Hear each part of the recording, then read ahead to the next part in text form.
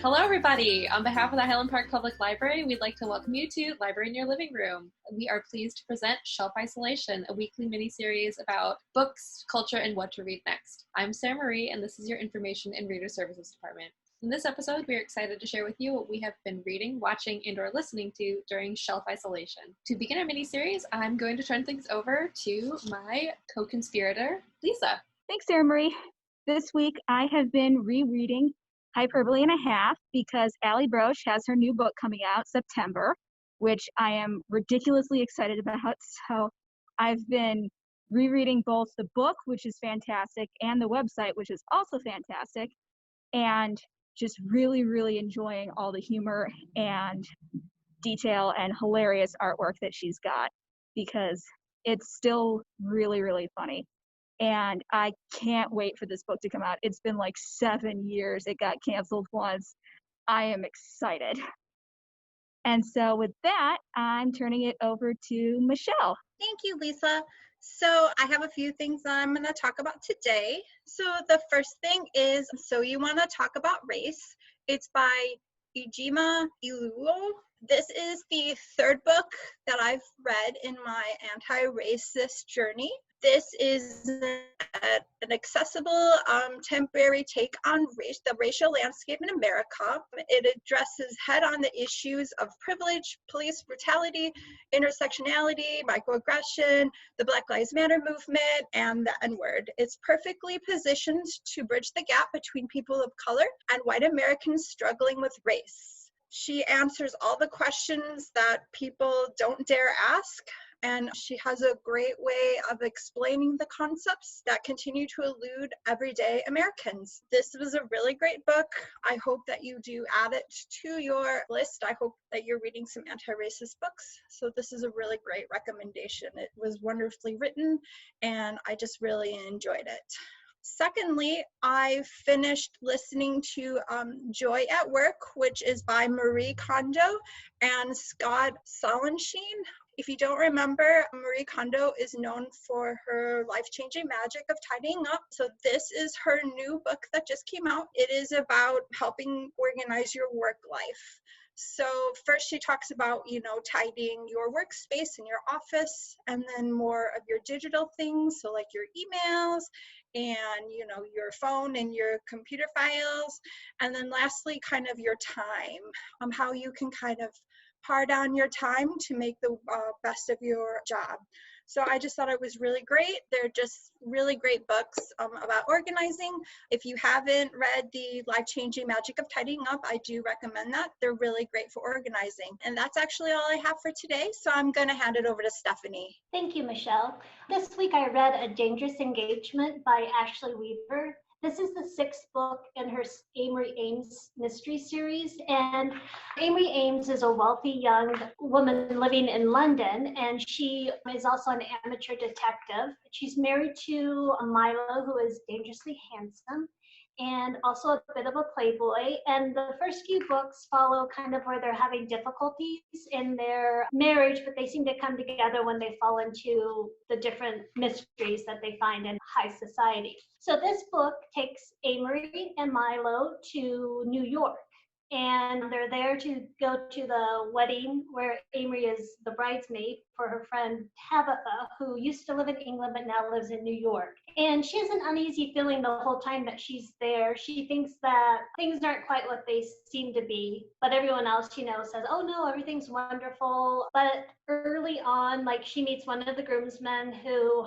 no one really seems to like him, but he's very, very handsome and reminds her a lot of how her husband is. And he ends up dead, basically on the steps of the home where her friend Tabitha lives.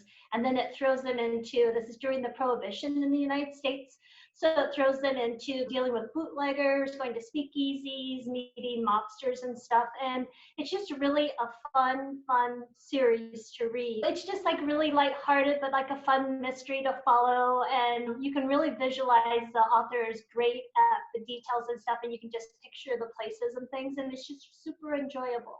That was about all that I read this week since I am back in the library full time. So with that, I'm going to turn it over to Gus. Thank you, Stephanie. So lately, I have been in a science fiction mood. So I decided to reread one of my favorite science fiction authors by the name of Octavia Butler. If you've not read her, please do. And I read the Xenogenesis series a long time ago, and I just kind of wanted to read it again. So there's 3 books. The first one's called Dawn. The second one is Adulthood, Rites, and the third one is Imago. I believe that's how you pronounce it. But I haven't read it in a long time. It came out in 1987, I want to say. And here is the cover from 1987. Very weird, but I read it a long, long time ago, and I've read her other stuff too. She's written Kindred, Parable of the Sower. Those are highly recommended as well.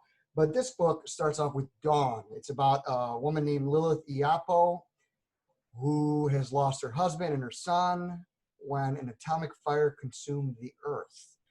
And there was a final war, and she wakes up in this mysterious room, doesn't know what's going on. She's kind of in and out of it. She wakes up with like a scar on her stomach, and she just doesn't know what the heck is going on. And after a while, without ruining anything, she wakes up to a alien being in the room with her. So I don't want to ruin what kind of happens, but it's a really good story. And Octavia Butler is awesome. I love her, and I recommend her other work as well. So that's what I'm doing. That's what I've been reading. Highly, highly recommend it. Please do if you are into that sci-fi thing. And I also have been playing games. I don't know if you guys know this about me, but I have been playing. What I've been doing this week is called The Crew 2. It is for the Xbox One, and it's also for PlayStation 4. What's awesome about the game is it's like an open world game, but it also does not, it's a racing game, but it's not just cars. It's also planes and motorcycles. So I know all of you are going to love it. I highly recommend it. And once we do open, it is available at the library. And if anybody has any recommendations for games, always let us know, and we can make that happen for you. So we'll try our best. So that's what I've been doing lately. And with that, I'm going to give it over to Karen. Okay, thank you, Gus. I have basically 2 things to talk about. First one, I know I mentioned Olaf Olafsson in a previous episode. I had read, I think, Restoration at that time. I really liked it. And the first book I read by him, I also really liked. But I've read 2 others that just didn't appeal to me at all. And I can't figure out quite why that is. But I'm accustomed to be able to say, oh, read anything by so-and-so. But now I can't. But the things that the books I did not enjoy have in common, as far as I've analyzed it, is that the characters are Icelandic. In all the books, there's some character or characters who are Icelandic, but the action takes place in the United States, and in one case New York, and the other case New York, Connecticut, and those books just were not as interesting, I thought, as the others. So now I'm reading The Journey Home. It has an Icelandic character, and it's taking place in England. So I have hope that it will be as good as the 2 I really liked, Restoration and The Sacrament. So also, I'm attacking the pile of books that I still have to go through since the library shut down. And I found 2 books by Anne Hood, who I've mentioned earlier as a novelist, Knitting Yarns, Writers on Knitting, and Knitting Pearls. They came out a year or 2 apart. They're just various writers talking of their experiences with knitting, whether they do it or people do it for them, or they observe it, what part it played in their upbringing or their lives. So those are very like beach books for knitters, I guess. And those you can dip into any time, and the stories are pretty short. I think I've read nearly 90% of both of them, just here and there. So I recommend those and some of Olaf Olafsson's work. And next, we will hear from Catherine. Thanks, Karen. I have 2 books to share today. The first one is a mystery. It's The Lost Man by Jane Harper. And this mystery is set in the desert landscape of Queensland, Australia. I looked up a map, and it really is pretty remote. You sort of zoom in on the map, and it's pretty easy to zoom in farther than you can actually see any towns marked on the map. It's about the main character, Nathan Bright, whose brother Cameron is found dead at a local landmark, which is an old grave called the Stockman's Grave. And apparently Cameron became disoriented somehow, wandered away from his car, and as would quickly happen in that landscape, he dies of exposure. So Nathan lives near the family land where Cameron lived with his wife, Cameron and his brother's mother, Cameron and his wife's daughters, the other brother. And so as I said, Nathan lives near, but near in this case means 3 hours by car. So he's sort of not exactly estranged from the family, but he's not right there with them. But in this case, because of the funeral, Nathan and his son are there with the family. And this is not a mystery that is so much investigated as it just sort of unfolds as Nathan is there with his family. And I really recommend the audiobook for this one because you get the Australian accent, which I think really adds to the atmosphere of the landscape, and then you can hear it. And so this was just a, relaxing mystery to listen to as I'm now once again driving back and forth to work.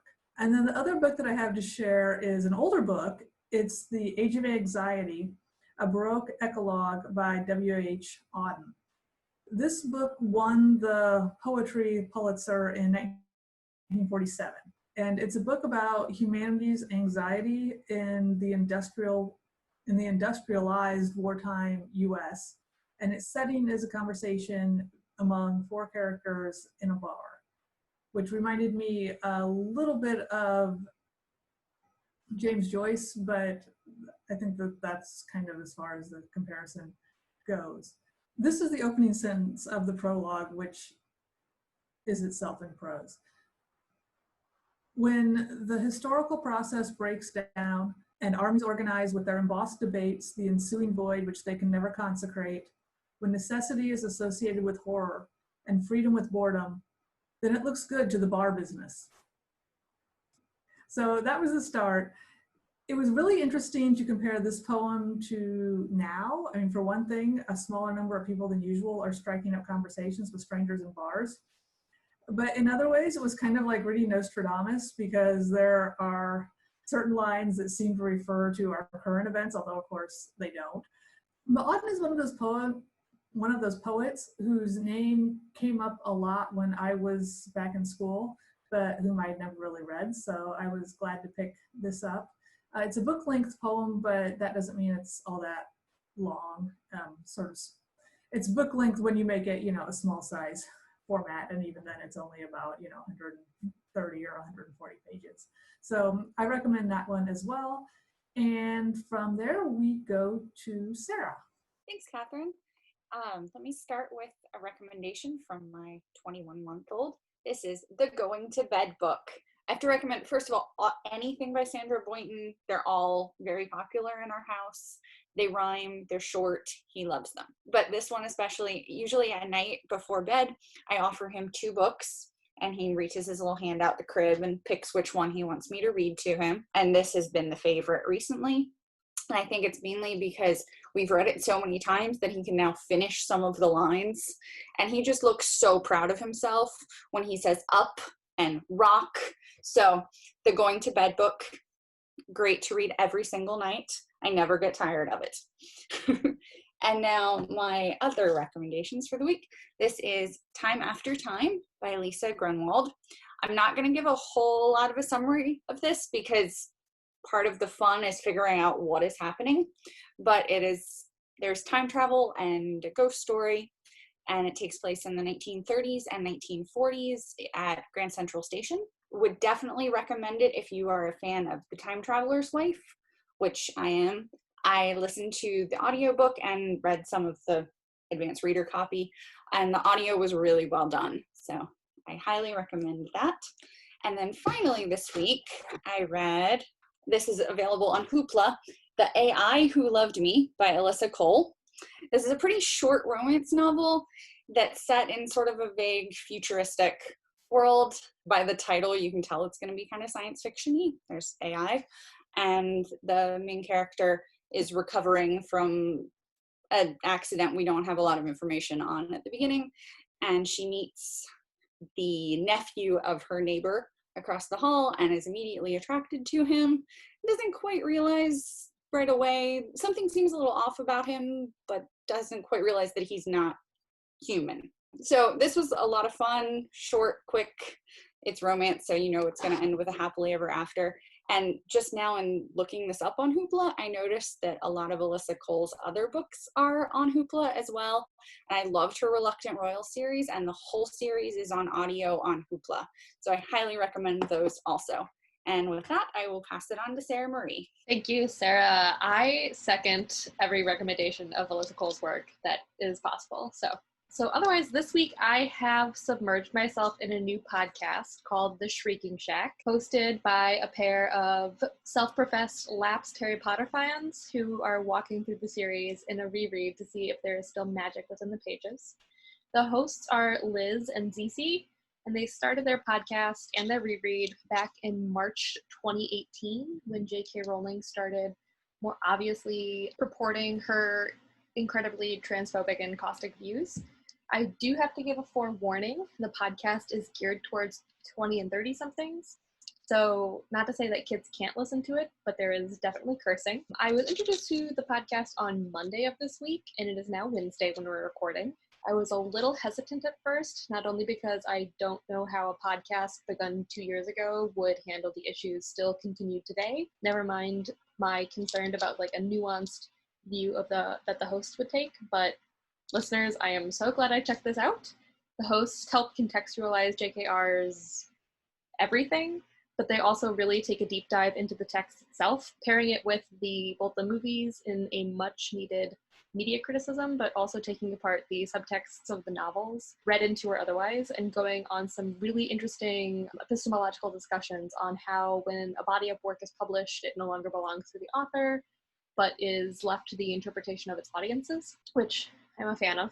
And this is a really interesting discussion to have surrounding these books in particular right now, and it has helped me think and talk through some of the issues myself.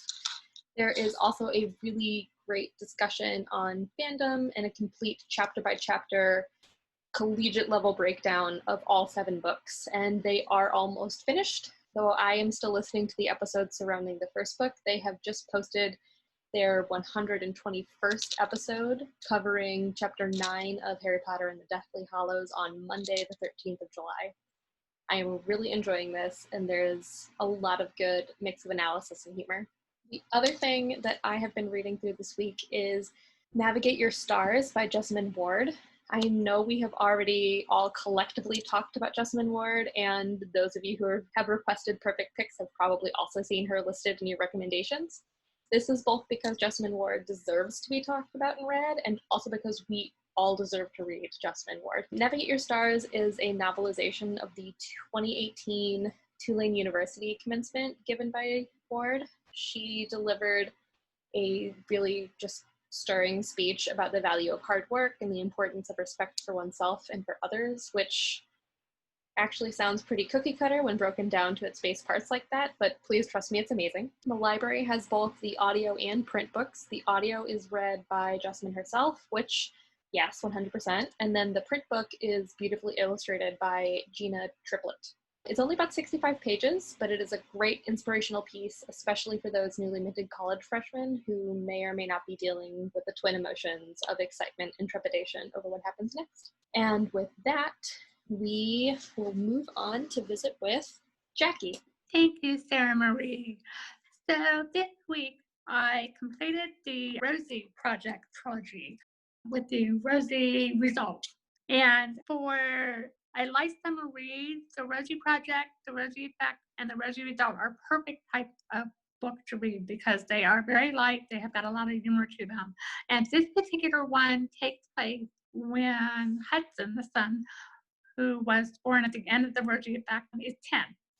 Rosie and Dawn and Hudson moved back to Australia, where Hudson as a 10-year-old did not handle the transition very well. But Rosie and Dawn were very happy to be back in Australia, to be closer to their family and everything. Dawn had decided to open a bar because he enjoyed mixology and there was some issue that happened at the university.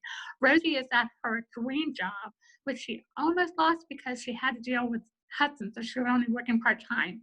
So Don decided that he's going to take over the Hudson project and teach Hudson how to be, and I don't want to use more normal, but more average of a boy, because the school wants to have him tested for autism, and Don is strictly against labels, because once you're labeled, that's what category you get put in.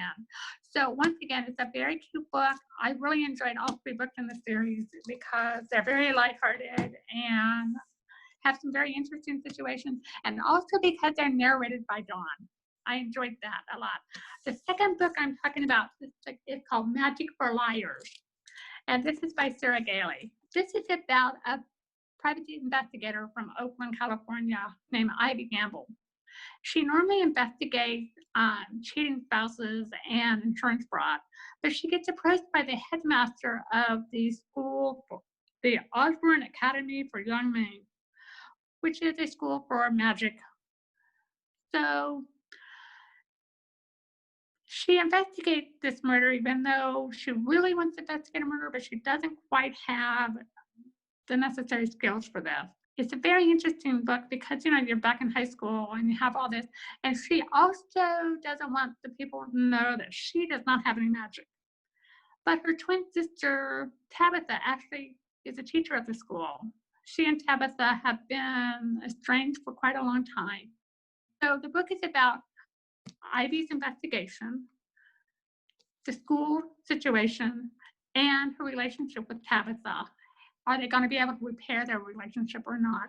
So it's a very interesting book. Both Magic for Liars and The Rosy Result are available on Libby as an ebook.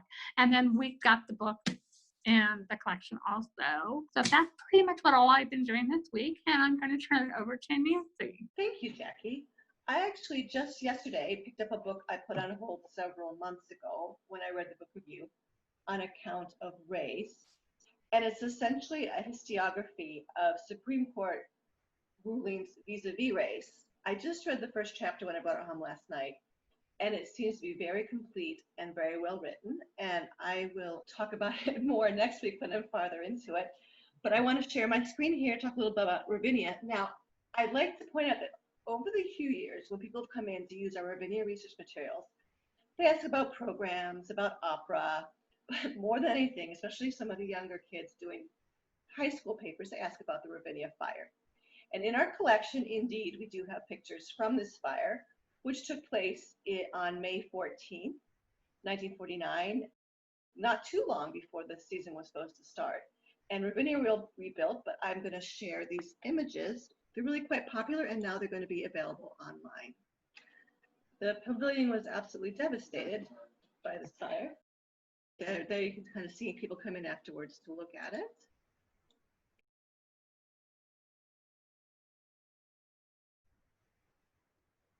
So, but we hope you'll have a look at these resources that are available online on the Digital Library of America and Illinois Digital Archive of that fire that Ravinia recovered from quite quickly, but also changed the character of the theater. And now to William. Thank you, Nancy. Well, my partner and I were very excited this past weekend to set aside some time and catch up again on Critical Role, a Twitch/YouTube web series where a group of voice actors and their friends get together and play Dungeons and Dragons. While the game itself goes back to the mid to late 70s, watching other people spend multiple hours playing tabletop role-playing games is a relatively new phenomenon, and this is probably the most popular group doing it today.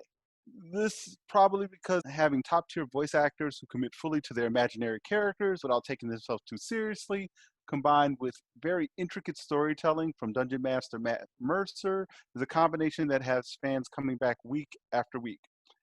And there's a lot of content to consume. If you were to decide to go today and watch the entirety of their first campaign, it would take you 447 hours, 39 minutes, and 45 seconds. That's about 19 full days of content.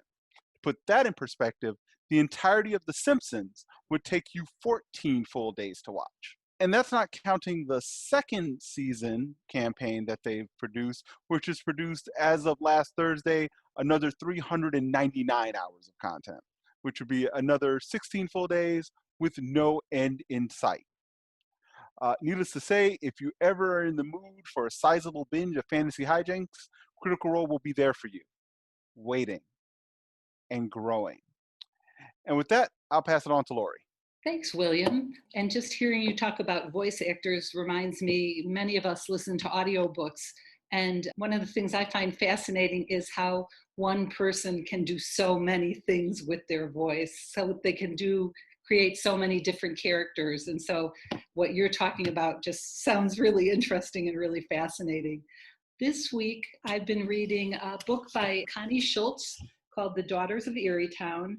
Connie Schultz is a columnist. Well, she's independent now. She used to write for the Cleveland Press or the Cleveland Plain Dealer. This is her first fiction book, and it starts in 1957, and it's basically follows the life of a young woman who falls in love to, someone she shouldn't, and, how their lives follow a certain path through working class sections of Ohio.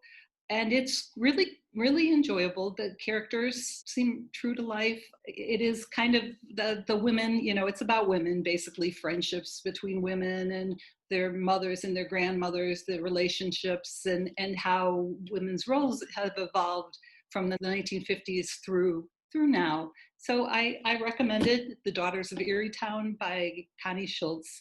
The second book I've been reading, you may have heard of, it is called Red, White, and Royal Blue. And it's good. It has held up to the hype. I've been enjoying it. I have to admit, I have a very bad habit of reading where I skip to the end on almost everything, and then I have to go back and get the details because I just want to know what happens, and then I'm okay with finding it out. And so I know how it ends, and like Sarah said, it's a romance, so it does end happily. But it's really enjoyable, so I recommend it also.